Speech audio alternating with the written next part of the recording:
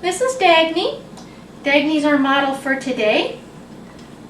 She came to us a few years ago as a stray, and she is so overweight that sometimes she just can't clean herself back in the back end. So sometimes we just have to bathe her. So I'm going to do the comb out first. Also, I have 3 towels here. She's usually a 3-towel cat. For dogs you might need another one, but meow. Okay, we'll continue to comb her out until I think I can't get anything more out, and then we'll go ahead and wet her down. Okay, you can turn it off. So we've almost got Dagny cleaned out with the rough combing right now with this little comb. Then we'll change here. We'll use the slicker brush. She usually likes this and licks herself quite a bit. Don't you like it, honey bun? That doesn't take too long. Good girl. And then just to follow up, you just use the flea comb. Just make sure everything's out. A lot of times you can get quite a bit more hair out with the flea comb. They really like that. Okay. Turn that one off.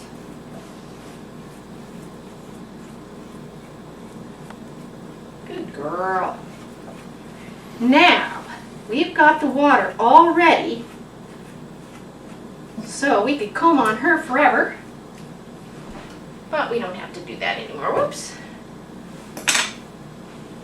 Alright, so you turn on the water. That usually scares them. And then make sure it's coming out warm. And you can see I didn't use the little comb, or use the leash on her, so let's put that leash on here. She usually does a pretty good job without that. But just for video purposes, because about this time you probably get clawed to pieces, we'll use this. Now, as long as she's not big, she won't pull this out. You're bathing cougars, they have a tendency to pull everything out. Okay, alright Dad, can you go, baby? Well, if they're going to try to jump out, they'll try to jump out with the water. Never fill the sink up first, because when their paws touch the water, they try to jump out of the sink. So it's just best to use the handheld thing here to get them all wetted down. And this is just a little tiny bit too hot. She's resisting that a little bit. Well, just kind of get her as wet as you can, and especially underneath her. The whole thing is when you get that soap on, you definitely want to get all the soap off, because we see lots of skin problems from owners at home who didn't clean off all the soap, and then the body reacts to that, and the animal starts itching and scratching.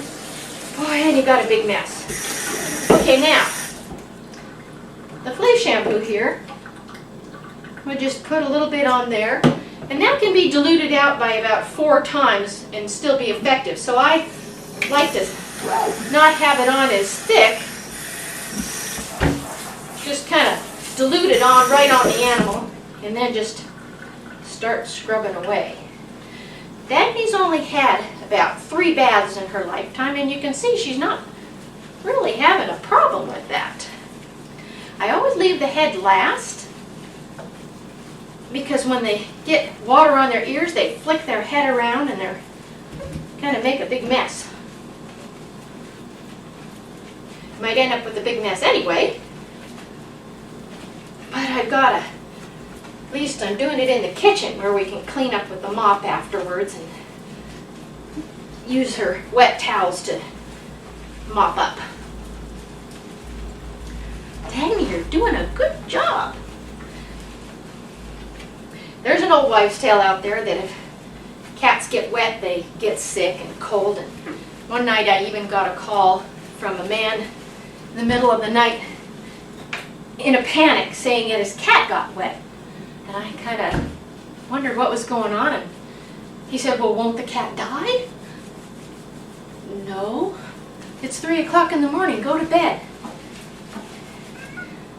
What do you think? Okay, we're almost done here. I just want to make sure that she's got good soap everywhere. It looks like I need a little bit more on her tail than we need to do her head. Oh, I know, baby. I'm going to put a little extra soap on her tail. I know. And especially her butt, because she just doesn't do a very good job of cleaning back there. Okay. Oh, the baby. Sometimes if you go back up to their head and scratch their chin and their neck for a little while, they'll calm down if they're all freaked out.